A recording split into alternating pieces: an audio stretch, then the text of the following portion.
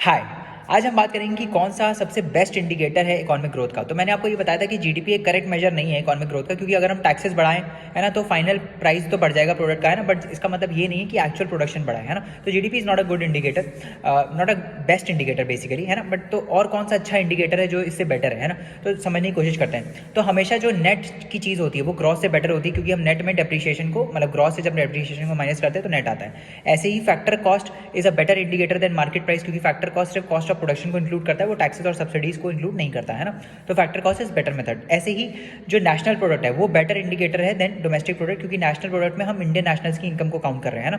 तो इन सबको अगर आप मिला दोगे तो एक आता है net national product at factor cost, वो सबसे बेस्ट इंडिकेटर है इकोनॉमिक ग्रोथ को मेजर करने का। तो net national product at factor cost मतलब कि हम सिर्फ कॉस्ट ऑफ प्रोडक्शन काउंट कर रहे हैं और हम सिर्फ इंडियन नेशनल्स की इनकम को काउंट कर रहे हैं और हम नेट काउंट कर रहे हैं। तो net national product at factor cost is a best indicator. Thank you.